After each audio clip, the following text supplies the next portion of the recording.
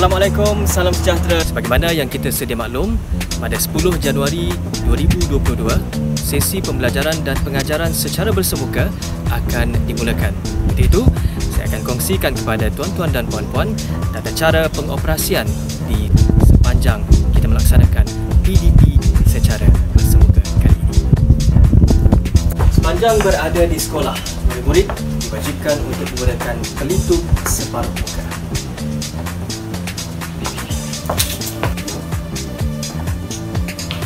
Ibu bapa juga digalakkan untuk membekalkan anak-anak dengan pensanitasi tangan mini seperti ini.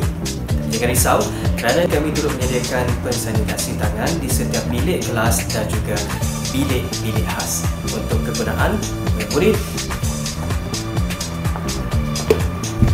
Kehadiran untuk sesi PDP secara bersemuka kali ini dibahagikan kepada dua bahagian, iaitu hadir sepenuhnya dan hadir secara bergiliran untuk murid-murid prasekolah tahun 1, tahun 2, tahun 6 dan semua murid yang menerima bantuan rancangan makanan tambahan ataupun RMT dikendaki untuk hadir setiap hari, manakala untuk murid-murid tahun 3, 4 dan 5 akan hadir mengikut giliran yang akan ditetapkan dan akan dimaklumkan oleh guru kelas masing-masing. Mungkin ada dalam kalangan ibu bapa yang runsing dan risau dengan keadaan pakaian ataupun uniform sekolah anak-anak yang sudah tidak muat.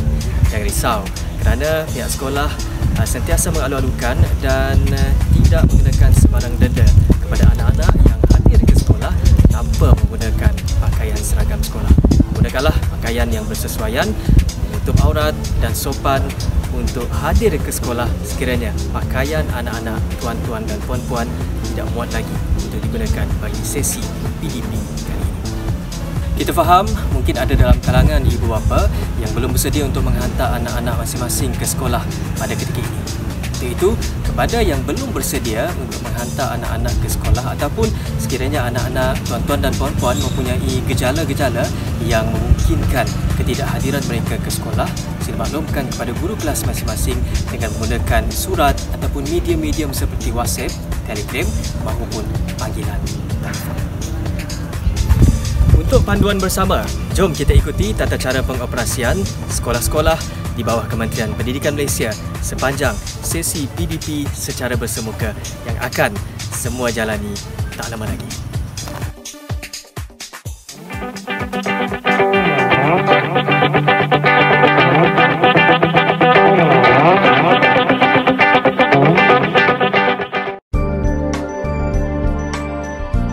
Para murid sekalian, anda semua pasti sudah mengetahui tentang COVID-19. Virus ini berjangkit daripada individu kepada individu melalui titisan pernafasan dan juga sentuhan. Antara gejala penyakit ini adalah demam, batuk, selsema dan sukar bernafas. Bagaimanapun, tanpa gejala-gejala ini, anda mungkin boleh menjadi pembawa kepada virus ini tanpa anda sedari. Demi memutuskan rantaian jangkitan virus ini, langkah-langkah pencegahan seperti berikut mesti dipatuhi. 1. Kerap mencuci tangan menggunakan air dan sabun atau pensanitasi tangan. 2. Pakai pelitup muka kepada yang bergejala dan berimuniti badan rendah. 3. Amalkan penjarakan sosial 1 meter antara individu. Dan 4. Kekal berada di rumah sekiranya tiada keperluan untuk keluar. Langkah-langkah yang disebutkan tadi bermakna anda semua tidak dibenarkan untuk bersembang rapat, berkumpul dan bersentuhan. Kepatuhan anda kepada langkah-langkah pencegahan ini memberi makna yang besar kepada negara.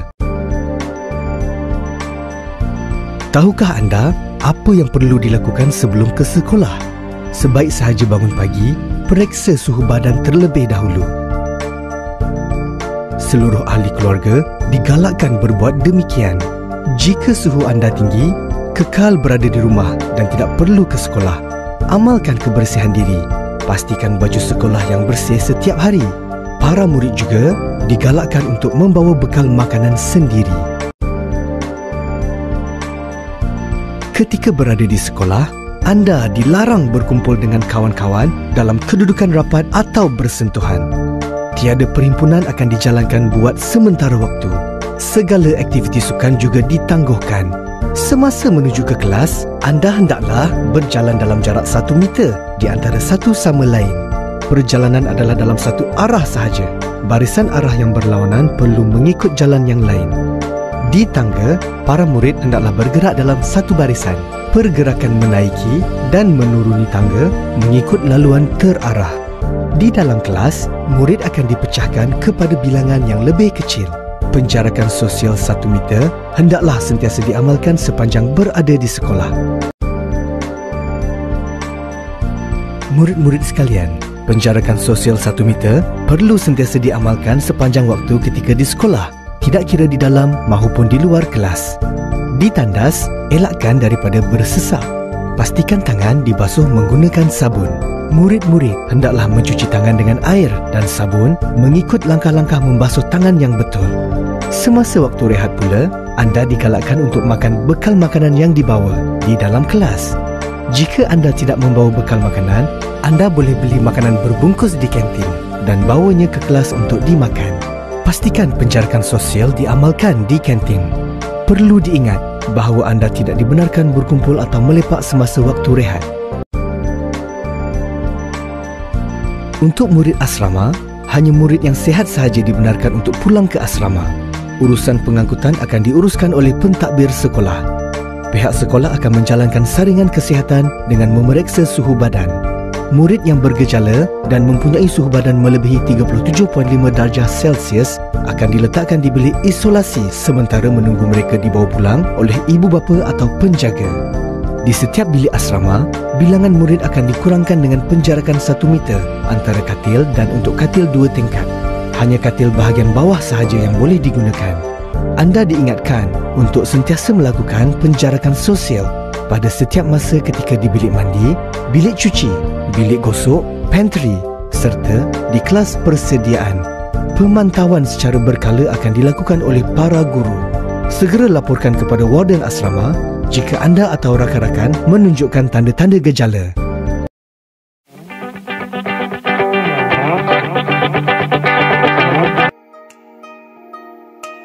Akhir kata, besarlah harapan kami agar anak murid ke sekolah untuk sesi pembelajaran dan pengajaran secara bersemuka yang akan bermula pada 10 Januari akan datang. InsyaAllah, kita akan sentiasa memastikan prosedur operasi standard sentiasa dipatuhi dan kesihatan serta keselamatan murid-murid sentiasa terjaga.